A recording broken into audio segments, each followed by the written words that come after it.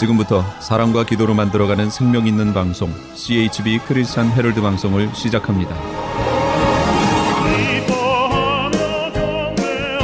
매일 새벽 4시, 매일 밤 11시 하루의 시작과 마무리를 함께하는 크리스찬 헤럴드 방송은 하나님께서 선물로 주시는 오늘 하루를 소망으로 열면서 오늘도 하나님을 섬기며 영혼을 사랑하는 복된 하루가 되시기를 바랍니다.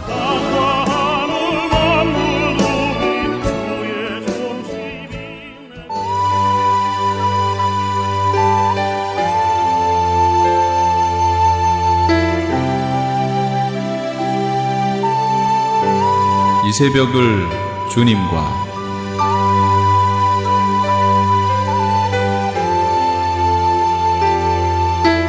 크리스찬 헤럴드 애청자 여러분 안녕하십니까? 이 새벽을 주님과 정대철 목사입니다. 오늘도 주님의 은혜 가운데 안녕히들 주무셨습니까? 크리스찬 헤럴드는 신문을 시작으로 라디오 그리고 이제는 공중파 채널인 18.88을 통해 텔레비전으로도 함께 하실 수 있습니다.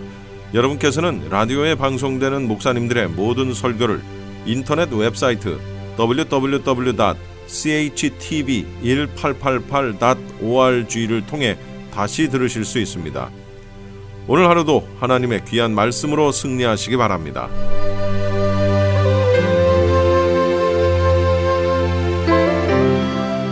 이 시간에는 먼저 온누리의 복음을 사랑한 방송 선교사님의 말씀입니다. 오늘 주시는 말씀은 사란의 디모데후서 2장 1절에서 13절까지의 말씀으로 하나님을 체험케 하시고 하나님의 이름을 전하게 하시는 하나님이란 제목의 말씀으로 들으시겠습니다. 디모데후서 2장 1절에서 13절까지의 말씀입니다.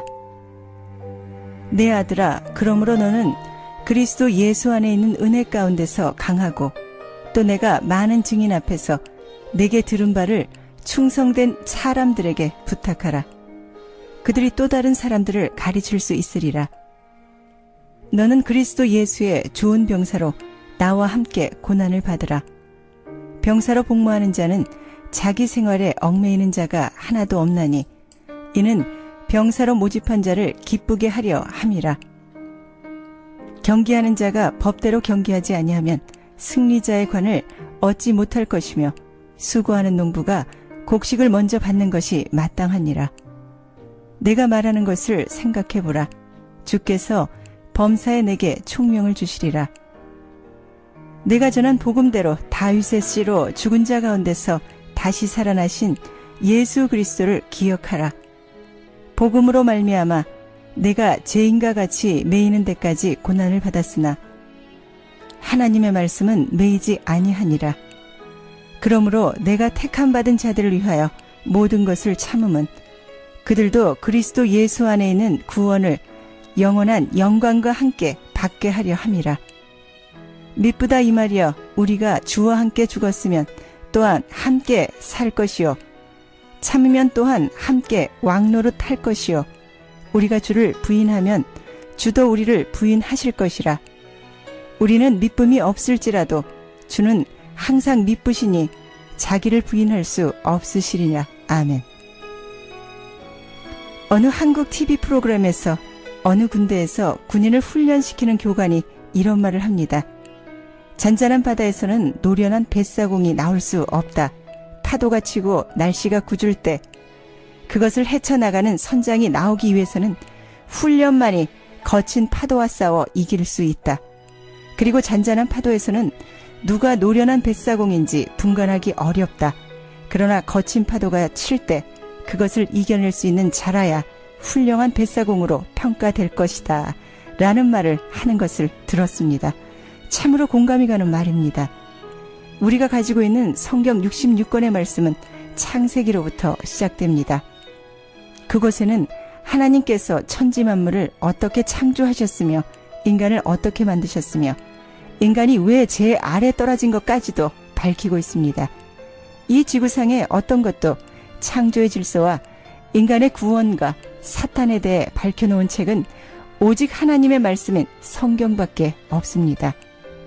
디모데후서 2장 1절에서 13절까지의 말씀을 보면 사도 바울이 디모데에게 그리스도의 좋은 병사가 된 사람을 경기하는 자와 수고하는 농부로 비유하며 병사로 복무하는 자는 모집한 자를 기쁘게 하려고 한다고 일러주는 것을 봅니다.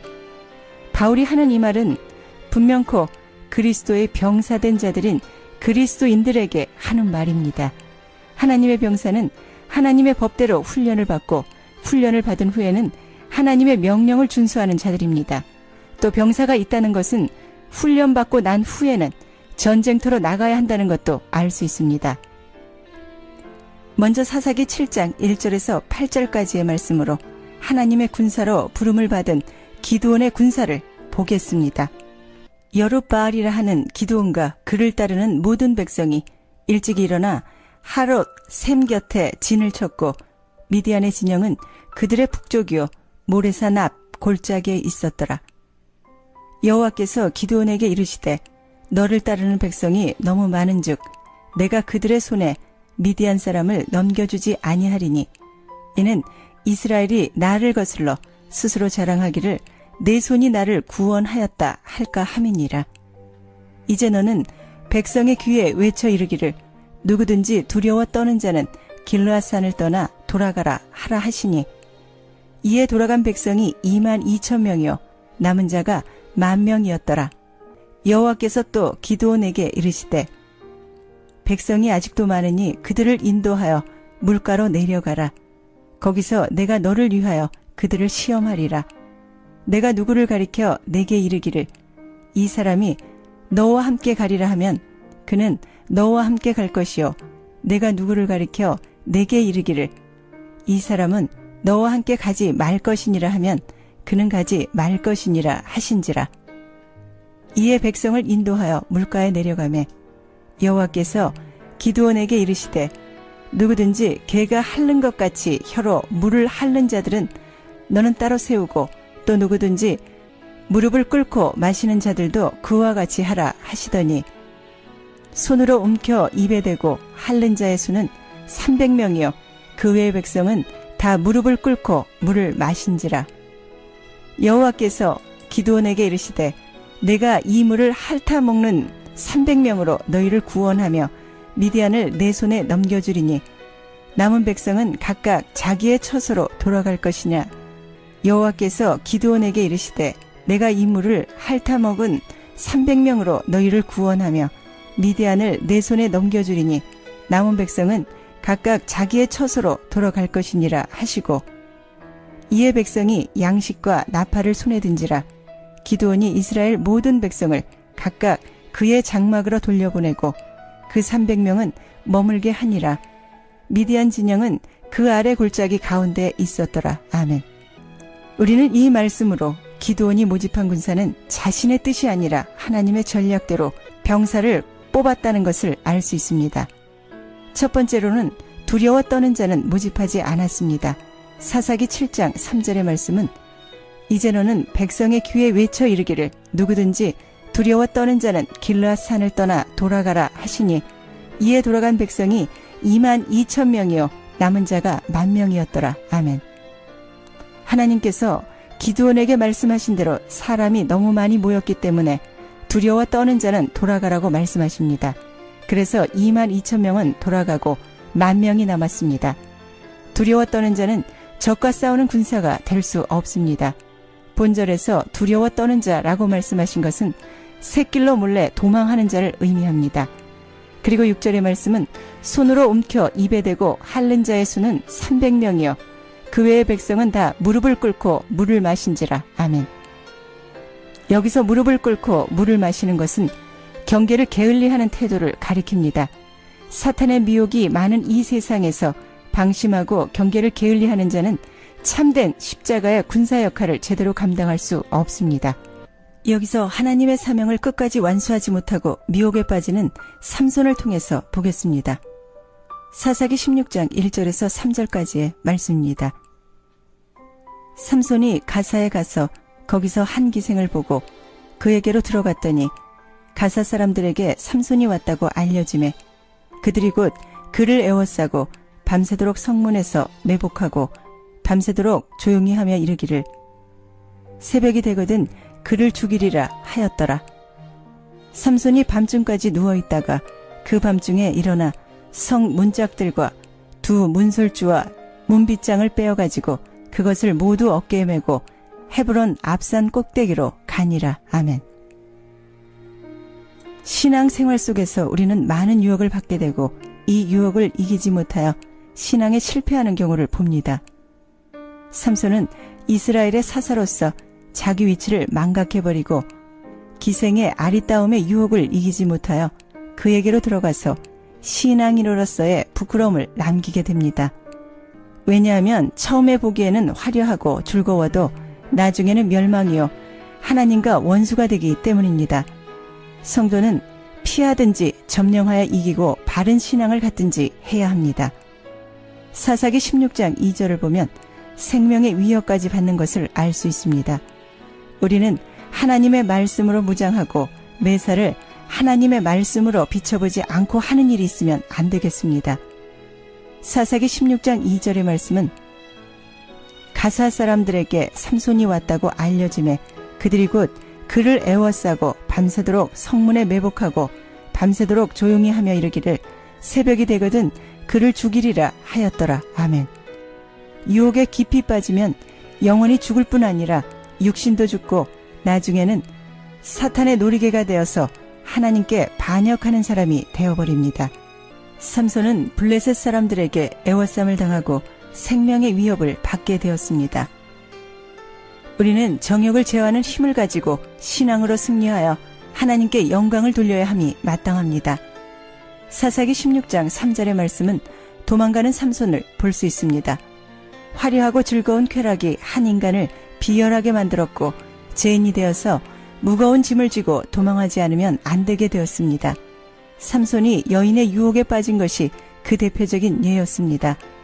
정욕을 이기지 못하면 나중에 무거운 근심의 짐을 지고 도망하는 신세가 될 것입니다.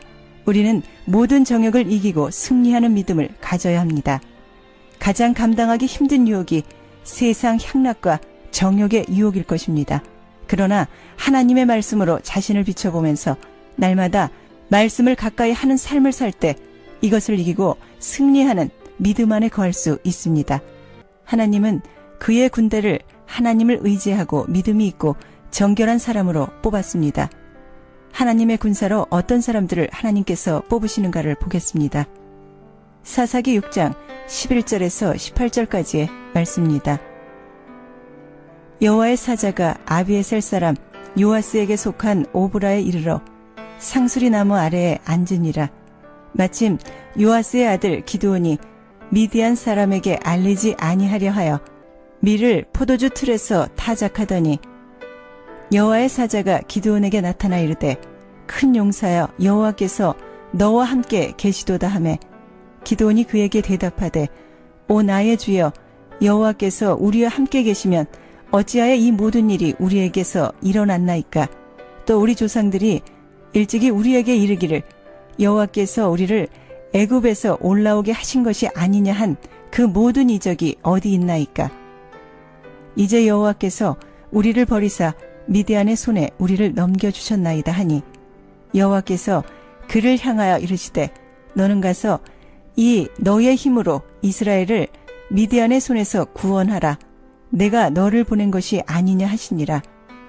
그러나 기드온이 그에게 대답하되 오 주여 내가 무엇으로 이스라엘을 구원하리이까. 보소서 나의 집은 므낫세 중에 극히 약하고 나는 내 아버지 집에서 가장 작은 자이니다 하니 여호와께서 그에게 이르시되 내가 반드시 너와 함께 하리니 내가 미디안 사람 치기를 한 사람 치듯 하리라 하시니라. 기드온이 그에게 대답하되 만일 내가 주께 은혜를 얻었사오면 나와 말씀하시니가 주 되시는 표징을 내게 보이소서. 내가 예물을 가지고 다시 주께로 와서 그것을 주 앞에 드리기까지 이곳을 떠나지 마시기를 원하나이다 하니 그가 이르되 내가 너 돌아올 때까지 머무르니라 하니라. 아멘. 이 사사기 6장 11절에서 18절까지의 말씀으로 우리는 많은 것을 깨달을 수 있습니다. 하나님은 기드온이라는 한 사람을 불러 이스라엘을 구원하는 위대한 인물로 사용하시는 것을 봅니다. 먼저 기드온에게 하나님의 사랑이 찾아옵니다. 그리고 6장 13절의 말씀인 기드온이 그에게 대답하되 오 나의 주여 여호와께서 우리와 함께 계시면 어찌하여 이 모든 일이 우리에게 일어났나이까. 또 우리 조상들이 일찍이 우리에게 이르기를 여호와께서 우리를 애굽에서 올라오게 하신 것이 아니냐 한 그 모든 이적이 어디 있나이까. 이제 여호와께서 우리를 버리사 미디안의 손에 우리를 넘겨주셨나이다 하니 아멘. 기드온은 애굽에서 인도하여 내신 여호와를 알고 있었습니다. 40년 동안 애굽에서 종살이를 하고 모세를 통한 하나님의 인도하심을 알고 있었으며 이 구절로 보아 하나님의 인도라는 것은 축복만을 생각하고 있는 것도 알 수 있습니다. 그러나 그 다음 구절을 보면 금세 자신의 무능에 대해 낮추고 하나님을 의지하고 높이는 것을 봅니다. 그러나 하나님의 인도하심에는 반드시 과정이 있고 체험이 있다는 것을 말씀을 가까이 하는 성도분들은 아실 것입니다. 하나님은 죄가 있는 사람과는 교제할 수 없기 때문입니다. 하나님께서 우리와 교제하시기 위해 화목제물로 예수 그리스도를 이 땅에 보내셨습니다. 예수 그리스도를 통하여 철저한 회개와 하나님과의 교제를 통한 체험을 통하여 그리스도인들은 예수 그리스도를 주라 고백하는 성도들에게 임한다는 사실을 알 수 있어야 합니다. 다윗의 고백에도 고난받은 것이 내게 유익이라는 말씀을 깨닫는 자들입니다. 하나님의 군사로 부르시면은 하나님께서 쓰실 수 있는 합당한 그릇이 될 때 영적인 군사로 하나님의 이름을 위해 쓰임받게 된다는 것을 알아야 합니다. 하나님의 사자가 기드온을 불렀을 때 기드온은 포도주 틀에서 밀타작을 하고 있었습니다. 그는 블레셋 사람이 무서워 넓은 마당을 두고 좁은 포도주 틀에 숨어 두려움 속에서 은밀히 밀타작이나 하는 소심한 보통 사람에 불과했던 것입니다. 그런 평범한 사람을 하나님께서 부르셔서 위대하게 사용하심을 우리는 목격합니다. 하나님의 사자가 기드온에게 너는 가서 이 너의 힘으로 이스라엘을 미디안의 손에서 구원하라 라고 말씀하실 때 그러자 기드온은 주여 내가 무엇으로 이스라엘을 구원하시리까 라고 대답합니다. 이 말은 자신은 이스라엘을 구원할 만한 아무것도 가지고 있지 않다는 자신을 낮추는 고백인 것입니다. 기드온은 하나님의 사자가 내 힘을 의지하여 이스라엘을 구원하라는 소리를 들을 만한 사람이었습니다. 그는 종을 열이나 데리고 우상을 부술 만큼의 재산도 있는 사람이었습니다. 그러나 그는 겸손하였습니다. 지금 우리가 사는 이 시대에도 하나님을 의지하는 사람은 자신의 부나 능력이나 권세를 가지고 자랑하는 사람이 아니라 겸손한 자에게 하나님의 은혜가 임한다는 것을 알아야 합니다. 겸손은 아무리 강조되어도 부족할 것이 없는 것으로 소명자들의 기본 자세입니다. 하나님은 가장 작고 연약한 자를 사용하셔서 가장 놀라운 역사를 이루시는데 겸손한 자를 사용하신다는 것을 명심해야 합니다. 이사야서 66장 1절과 2절의 말씀은 나 여호와가 말하노라 내 손이 이 모든 것을 지었으므로 그들이 생겼느니라. 물은 마음이 가난하고 심령에 통회하며 내 말을 듣고 떠는 자 그 사람은 내가 돌보려니와 아멘. 그리스도인들은 하나님의 능력의 말씀에 붙잡혀야 합니다. 그래야 능력이 있는 삶을 살아갈 수가 있습니다. 디모데후서 2장 1절과 2절의 말씀은 내 아들아 그러므로 너는 그리스도 예수 안에 있는 은혜 가운데서 강하고 또 내가 많은 증인 앞에서 내게 들은 바를 충성된 사람들에게 부탁하라. 그들이 또 다른 사람들을 가르칠 수 있으리라. 아멘. 여기서 바울은 디모데에게 아들이라고 말합니다. 디모데전서 1장 2절의 말씀은 믿음 안에서 참 디모데에게 편지하노니 하나님 아버지와 그리스도 예수 우리 주께로부터 은혜와 긍휼과 평강이 내게 있을지어다. 아멘. 디도서 1장 4절의 말씀은 같은 믿음을 따라 나의 참 아들된 디도에게 편지하노니 하나님 아버지와 그리스도 예수 우리 구주로부터 은혜와 평강이 내게 있을지어다. 아멘. 예수 그리스도를 통하여 하나님을 아는 우리도 그리스도 안에서 디모데와 디도라는 소리를 들어야 합니다. 아들이야말로 진정한 하나님을 체험하고 하나님의 이름을 전하는 자들입니다. 그리고 예수 그리스도의 지식이 똑같아야 합니다. 그리고 똑같은 믿음 안에 있는 말들을 해야 합니다. 에베소서 1장 4절과 5절과 6절의 말씀은 곧 창세전에 그리스도 안에서 우리를 택하사 우리로 사랑 안에서 그 앞에 거룩하고 흠이 없게 하시려고 그 기쁘신 뜻대로 우리를 예정하사 예수 그리스도로 말미암아 자기의 아들들이 되게 하셨으니 이는 그가 사랑하시는 자 안에서 우리에게 거저 주시는 바 그의 은혜의 영광을 찬송하게 하려는 것이라. 아멘.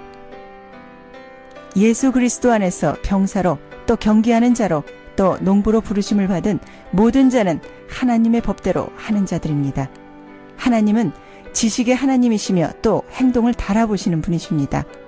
이럴 때 내 안에서 역사하는 이의 능력을 따라 내가 힘을 다하여 수고한다는 사도 바울의 고백을 깨닫게 될 것입니다.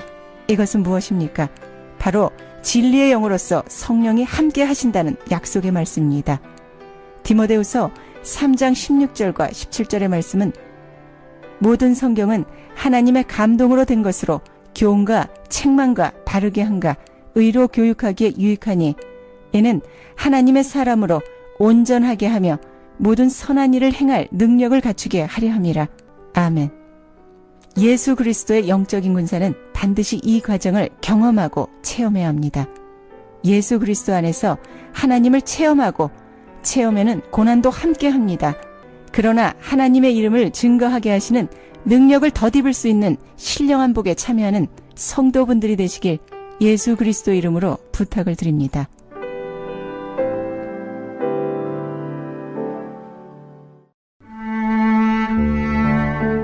지금까지 온누리의 복음을 사라한 선교사님의 귀한 말씀이었습니다.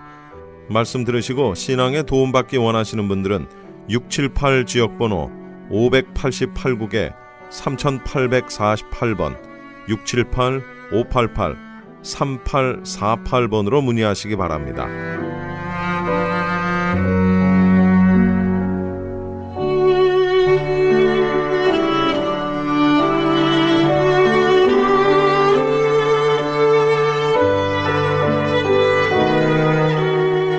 이어서 한빛 장로교회 김사무엘 목사님께서 고린도전서 1장 18절로 24절까지를 본문으로 십자가의 도라는 제목의 설교 말씀해 주시겠습니다. 특별히 이사야서 53장 5절 그가 찔림은 우리의 허물 때문이요 그가 상함은 우리의 죄악 때문이라 그가 징계를 받음으로 우리는 평화를 누리고 그가 채찍에 맞음으로 우리가 나음을 입었다 하는 그 말씀을 읽을 때는 모든 사람들이 흐느끼기 시작했고 어떤 사람은 주체할 수 없는 그 감동에 어깨를 들먹이며 울기 시작을 했습니다. 이사야서 53장을 마친 낭송을 다 마친 박사님은 여러분 이것이 예수님께서 여러분과 저를 위해 십자가에 못 박혀 돌아가신 것입니다 하면서 웬 말인가 날 위하여 하는 십자가 그 찬송을 부르기 시작했는데 한 사람씩 한 사람씩 박사님을 따라서 그 찬송을 다 같이 합장을 했다고 합니다. 우리 한번 같이 143장 1절과 2절만 웬 말인가 날 위하여 우리 집사님이 얘기 안 해도 잘 치시는 분이에요.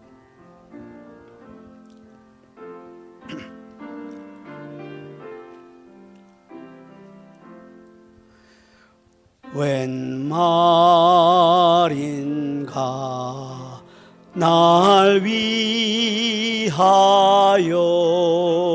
주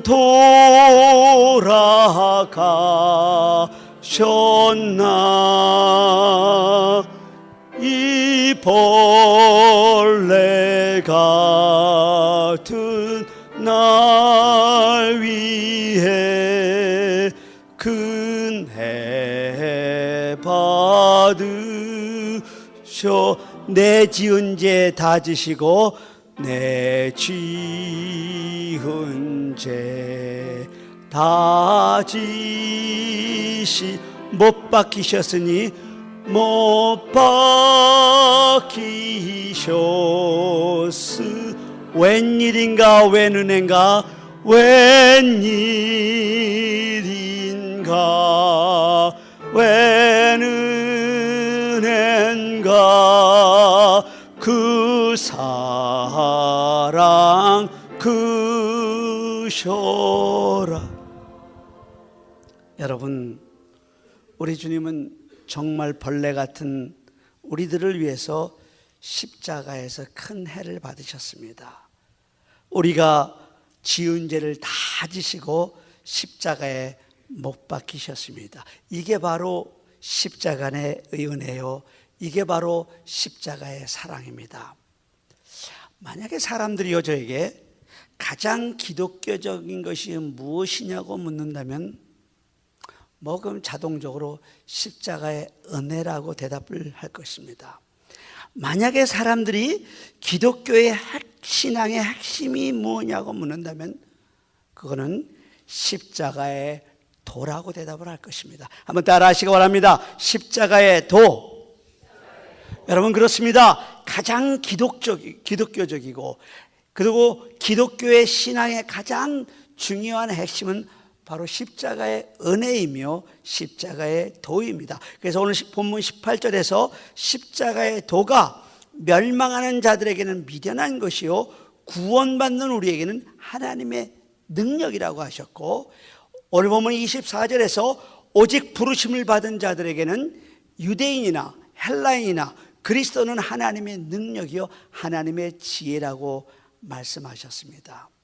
오늘 본문에서 나오는 유대인이나 헬라인의 표현은 어떤 표현이냐면, 당시 유대인의 사고방식으로는 세계는 단 두 민족으로 나눠져 있었어요. 그건 선택받은 자기들, 선민 자기들, 유대인들과 그리고 선택받지 못한 모든 세상 사람들, 이방인으로 나누어졌다는 것입니다. 그러니까 세상은 유대인과 헬라인 이렇게 두 사람으로 나누어져 있다는 것입니다.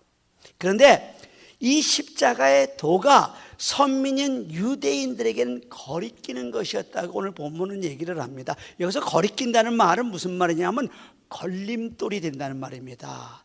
거리낀다는 말은 여러분이 길가를 지나가다가 돌뿌리에 채여서 넘어지게 하는 그 돌멩이 같은 것, 그 거리끼는 돌, 거친 돌이 되었다는 것입니다. 여러분, 유대인들이 얼마나 십자가를 싫어하는지 아십니까? 여러분들 플러스 그러면 어떻게 합니까? 플러스는 이렇게 하지 않습니까? 근데 유대인들은 수학을 하면서 산수를 하면서도 플러스를 어떻게 쓰냐면 우리나라의 그 오자, 모음 오자처럼 씁니다. 이건 진짜예요. 이건 지금도 그 유대인들은 지금도 그렇게 쓰고 있어요. 그러니까 플러스를 이렇게 쓰는 게 아니라 오처럼 이렇게 써갖고서 밑에 이 내려오는 이게 없는 겁니다. 여러분, 이런 산술부호는요 세계 공용입니다. 모든 나라가 다 플러스는 플러스로 쓰고 마이너스는 마이너스를 쓰는데, 이 유대인들은요 산수를 하다가 플러스를 쓰다가 십자가가 생각날까 봐 산술부호에서도 플러스를 그렇게 안 쓴다는 것입니다.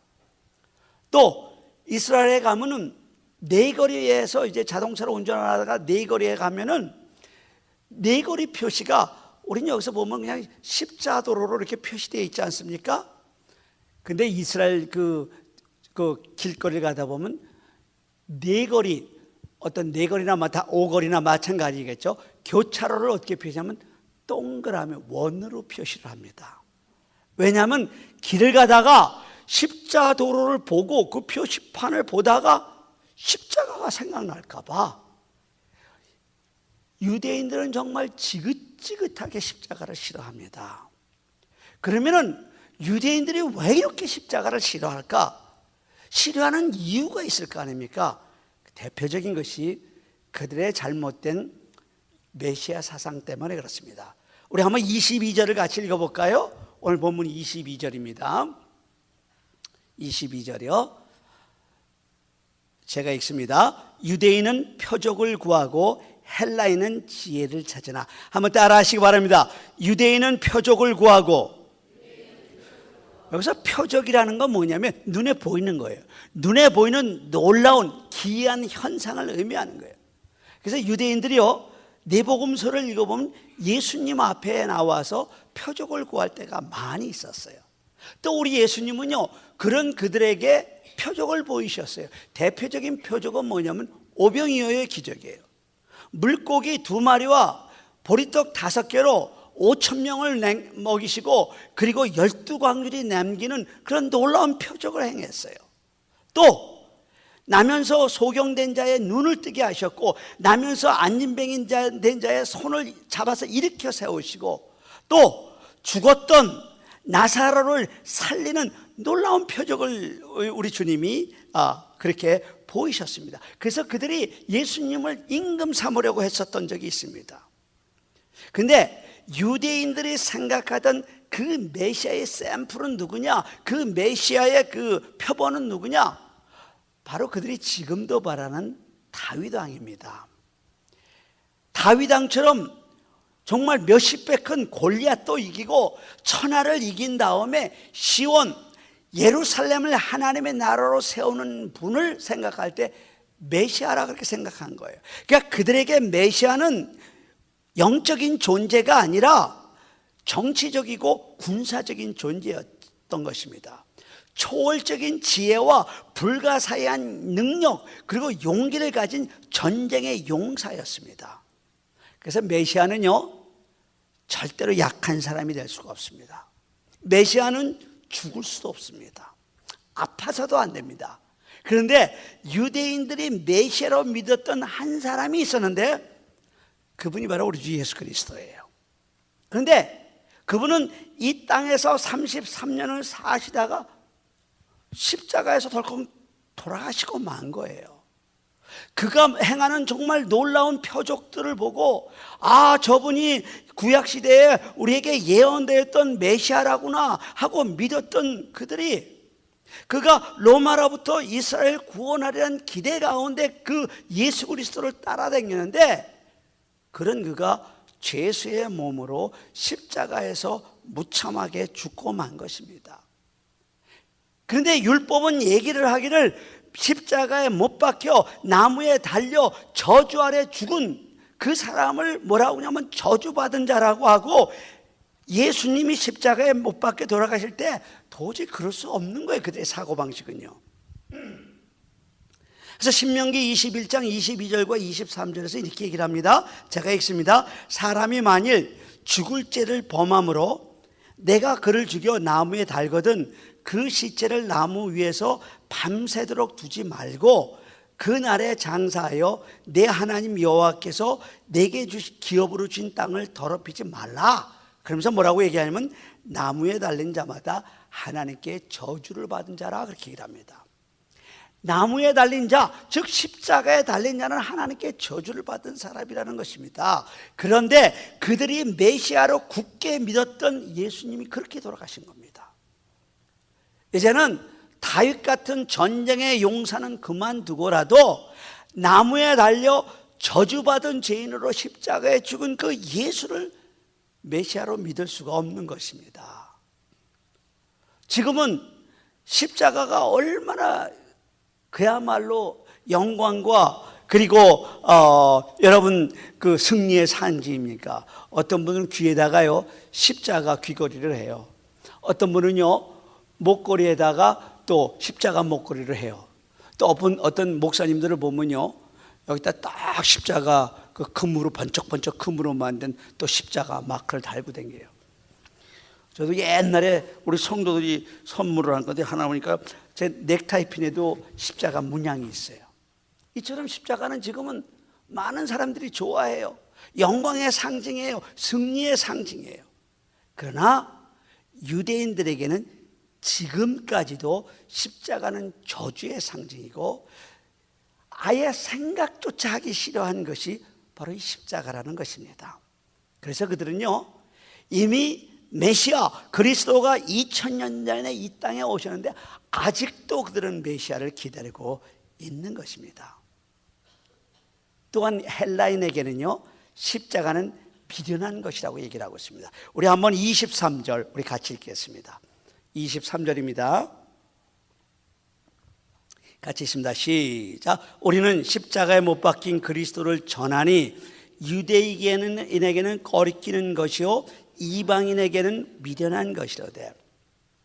당시에 사람들이 생각하기를 그리스 사람들, 소위 여기서 얘기하면 헬라인인데요, 이 헬라인들이 세계에서 가장 똑똑한 사람, 지혜로운 백성들이라고 얘기를 했습니다. 왜냐하면 그 그리스에서 철학이 시작됐기 때문에 그래요. 우리가 잘 아는 것처럼 그리스 철학자인 소크라테스, 플라톤, 그리고 아리스토텔레스 같은 분들이 바로 그리스 철학의 그 황금기를 열었습니다. 철학 그러면 필로소피아 그럽니다.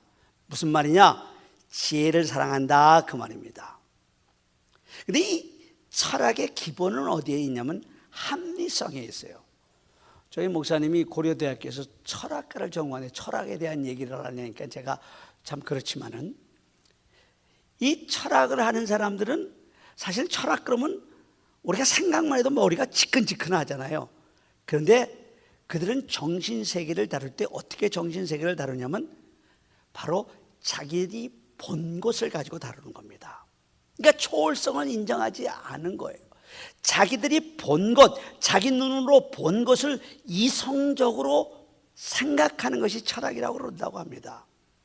그들의 이런 합리적인 눈으로 보면요, 십자가에 달린 예수가 하나님의 아들일 수가 없는 거예요.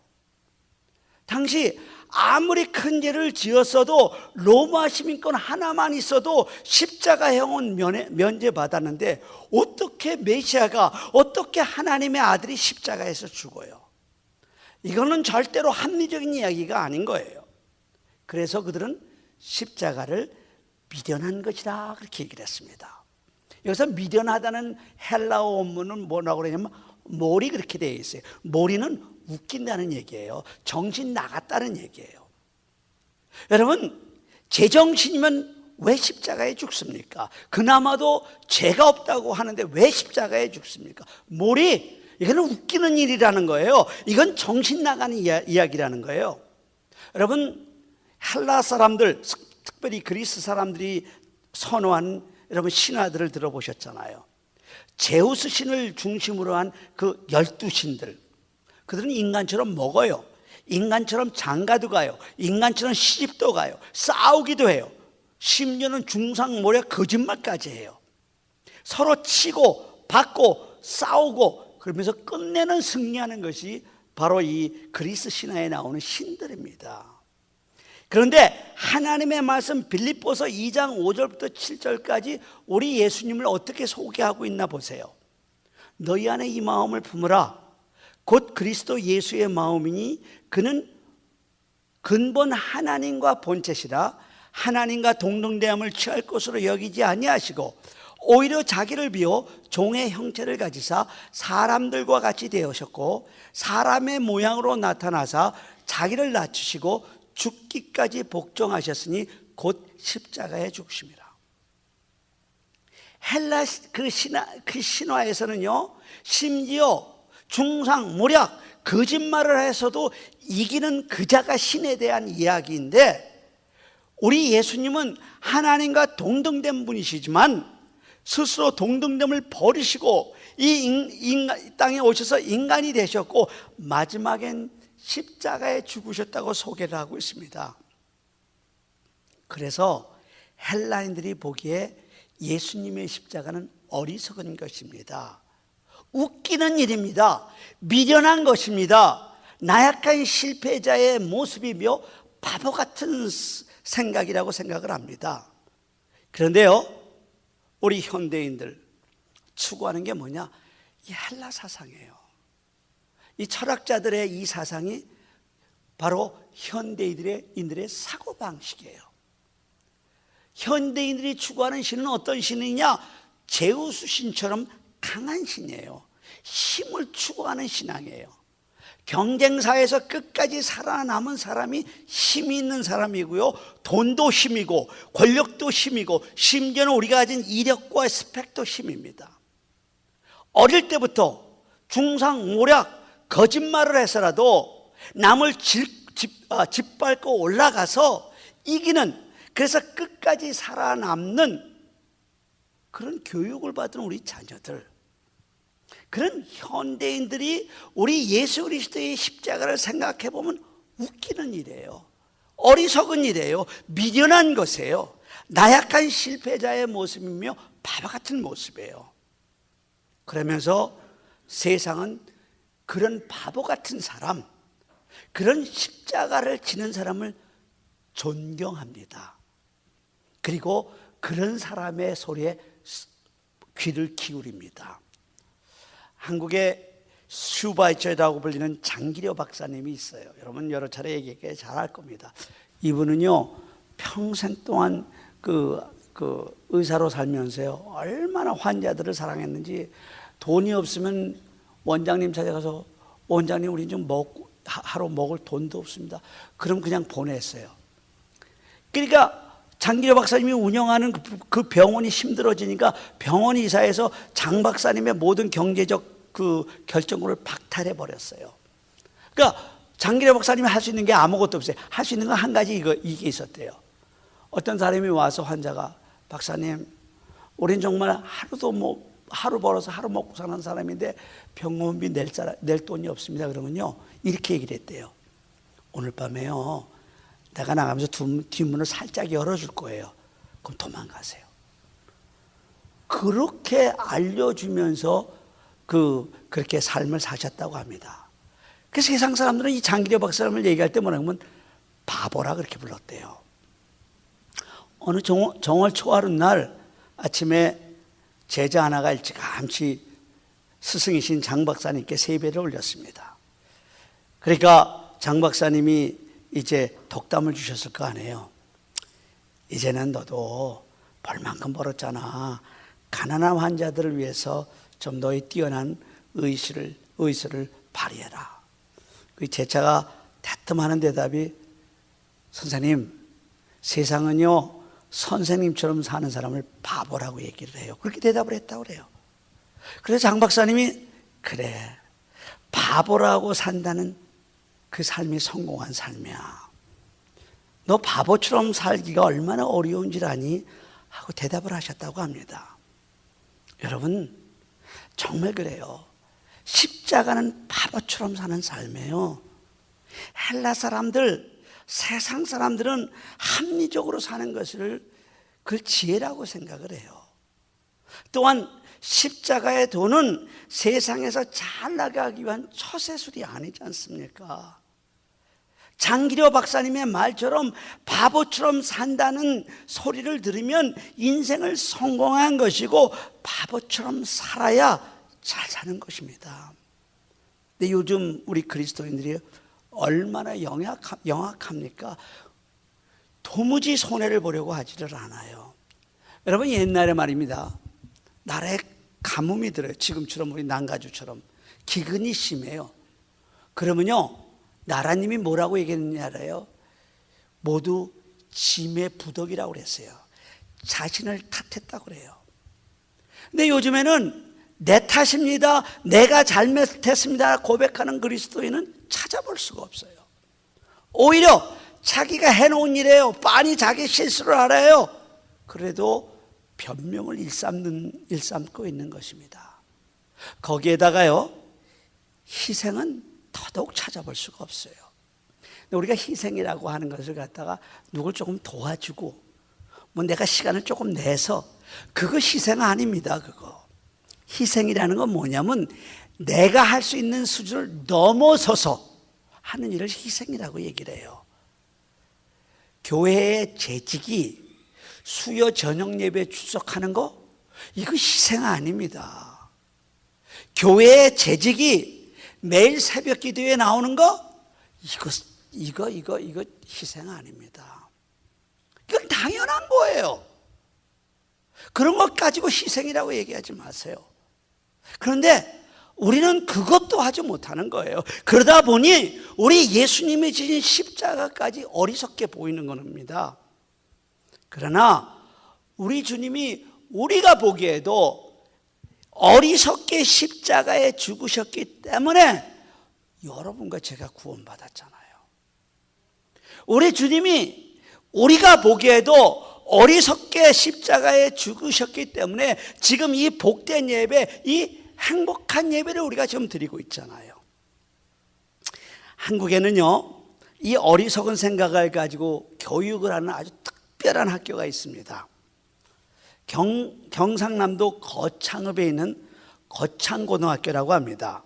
이 학교는 작년에 생기고 재작년에 생긴 게 아니고요, 이미 6.25 전쟁이 막바지에 있었던 1953년 6월에 창설된 아주 오래된 학교라고 합니다.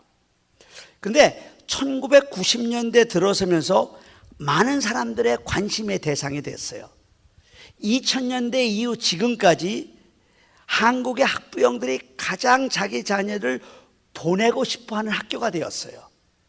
이 학교는요, 잠언 1장 7절인 여호와를 경외하는 것이 지식의 근본이라는 그 교훈을 가지고 기독교 정신을 바탕으로 해서 교육하는 그런 기독교 학교입니다. 근데 이 학교가 많은 사람들의 관심이 대상이 된 것은 이 학교의 3대 교장이었던 전영창 선생님이 만들어 놓은 그 직업 선택의 10계명이 알려지고부터라고 합니다. 이 직업 선택의 10계명이야말로 정말 바보 같은 생각이 가득 차 있는 거예요. 이런 겁니다. 월급이 적은 쪽으로 가라. 내가 원하는 곳이 아닌 나를 필요하는 곳으로 가라. 승진의 기회가 없는 곳으로 가라. 얼마나 바보스러운 생각입니까? 그리스도의 삶이 이렇게 어리석어야 한다는 겁니다.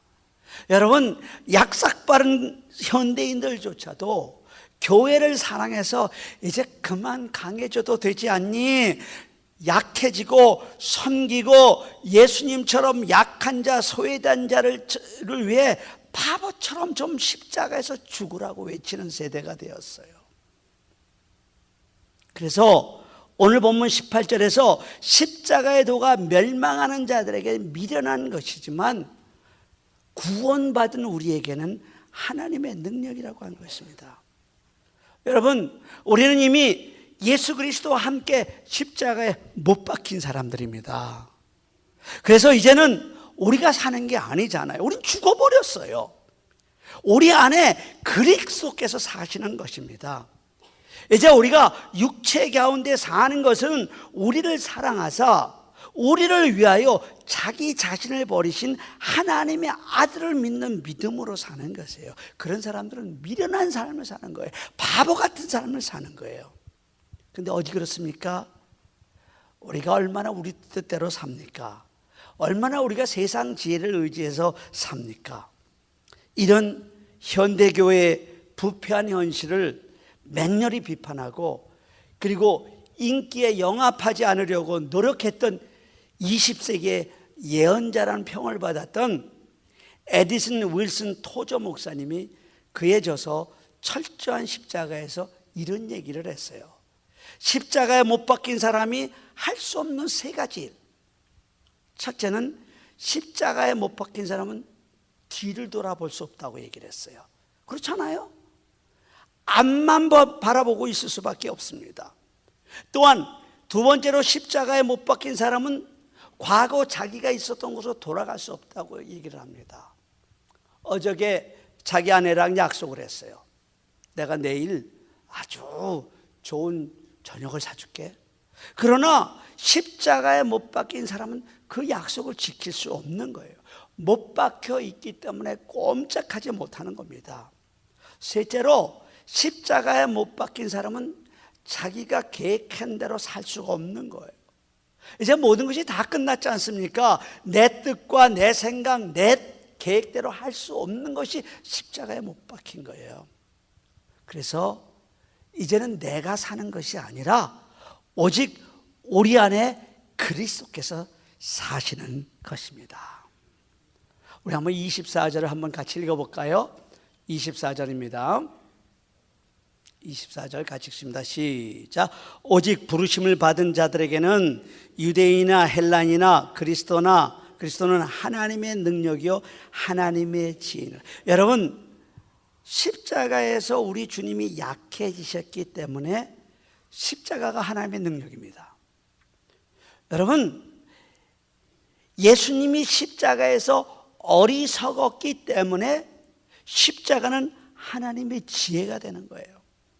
여러분, 예수님이 십자가에서 죽었기 때문에 십자가가 우리에게 생명이 되는 거예요. 여러분, 거룩한 이 사순절 십자가 앞으로 나아갑시다. 물론 이 말은 여러분들이 여러분 목걸이에 있는, 여러분 귀걸이에 있는, 아니면 저 달려있는 나무 십자가를 얘기하는 것이 아니지 않습니까? 우리 죄를 사해 주시기 위해서 저 나무 십자가에 달려 돌아가신 우리 주님 앞으로 나오자는 것입니다. 가장 약한 자로 십자가에 달리신 그 주님을 따라가십시다. 우리가 약할 때 우리 주님이 강하신 것입니다. 우리가 가장 어리석은 자로 우리가 주님 앞에 나갈 때 십자가에 죽으신 그 주님, 그 주님이 지혜로우시는 거예요. 이게 십자가의 역설이고 이게 십자가의 파라독스입니다. 우리를 사해 주시기 위해서 당신은 죄 없이 죽으신 그 예수님이 계시기 때문에 우리는 다시 사는 겁니다. 우리는 부활하는 겁니다. 여러분, 죽지 않고 부활하는 방법이 있어요. 부활절에 주일학교 선생님이 학생들에게 묻습니다. 여러분, 어떻게 해야지 부활할까요? 물어봤어요.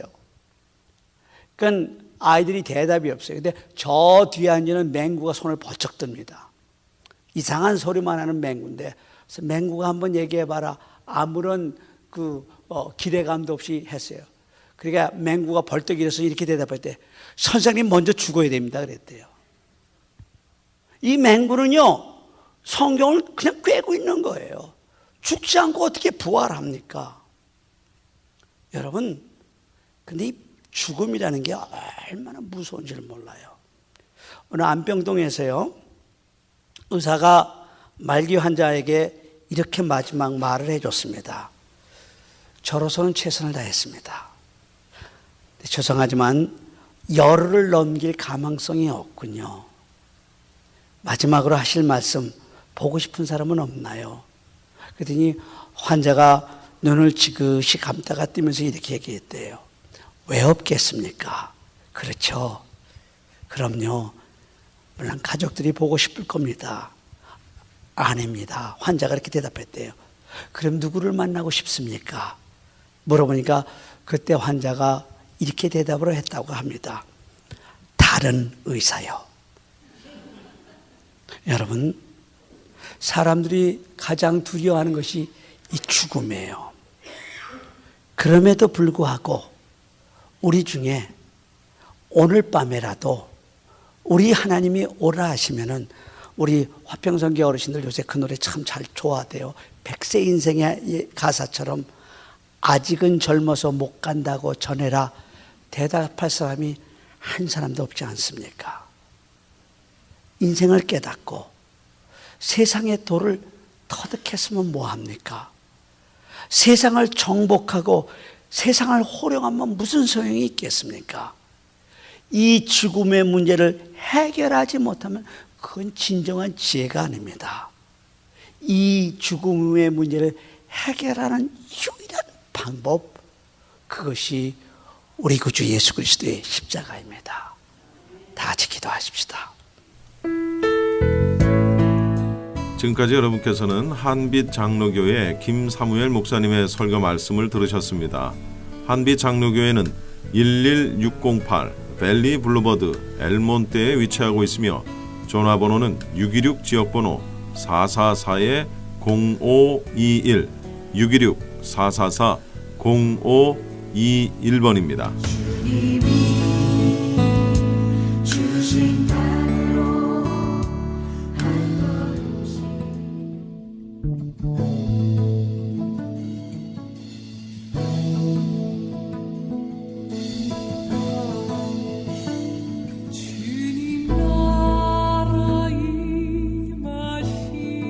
알려드리는 말씀입니다. 아주사 나우라는 주제로 캘리포니아 부흥을 위한 전 도시 총력 전도 집회 및 다민족 연합 기도회가 오는 4월 9일 토요일 오전 9시부터 LA 메모리얼 콜리세움에서 열립니다. 이번 집회에는 12만 명의 성도들이 모여 미국이 다시 한번 영적으로 거듭나기를 위해 기도하고 또한 캘리포니아의 부흥을 위해 기도할 것입니다. 이번 집회에서는 한인교회가 오전 7시부터 9시까지 대회의 첫 시간에 기도의 물꼬를 트는 역할을 맡았습니다.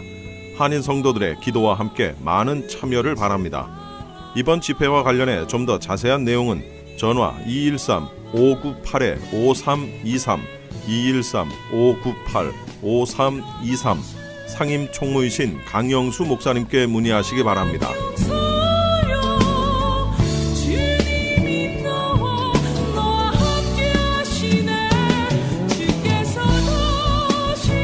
평신도를 깨우는 국제 23기 제자훈련 지도자 세미나 소식입니다.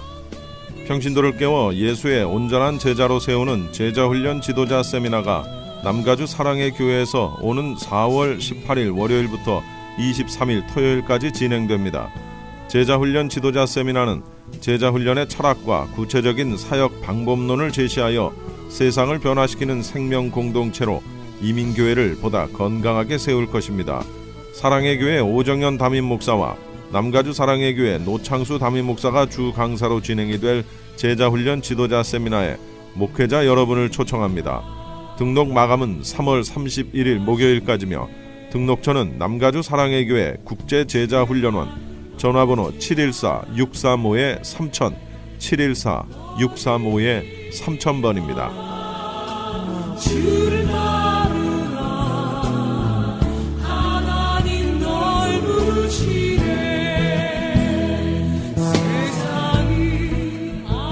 크리스천 헤럴드는 38주년을 맞아 한결같이 지켜주신 하나님께 감사를 드리며 한 영혼이 천하보다 귀하다는 하나님의 말씀으로 한 영혼이라도 복음을 듣고 주께 돌아오기를 간절히 기도하는 마음으로 미디어 선교 사역의 역할을 감당하고 있습니다. 이러한 선교 사역의 역할을 감당하는 크리스천 헤럴드는 성도님들의 기도와 격려 그리고 후원이 필요합니다. 여러분 한 분 한 분이 참여할 때 저희 크리스천 헤럴드는 큰 힘을 얻고 이 일을 계속 감당할 수 있습니다. 사랑하는 성도님들의 후원을 간절히 기다립니다. 후원 방법은 일시금으로 특별 후원금 그리고 매달 10불의 천사 후원금이 있습니다. 여러분의 많은 참여를 부탁드립니다. 자세한 안내는 크리스천 헤럴드 213-353-0777 213-353-0777번으로 하시기 바랍니다.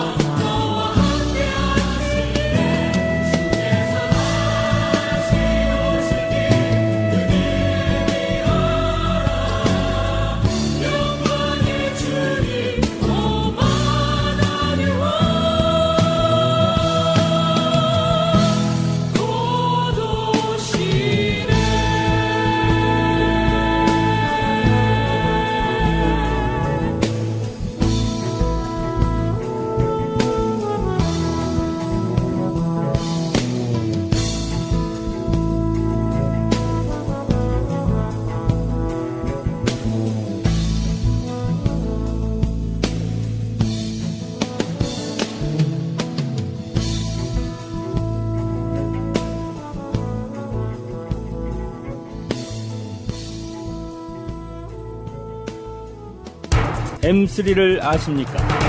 무슨 병에 걸렸던지 큰 효과를 준다는 신비한 영양제. 혈액에 영양을 공급하여 힘이 생기니까 피곤하지 않고 이제는 지팡이 없이 걸을 수 있다고 많은 분들이 간증을 합니다.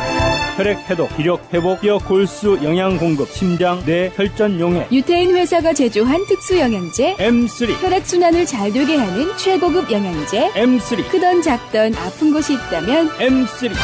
213-435-9600, 213-435-9600번입니다. 정직한 마음으로 권해드립니다.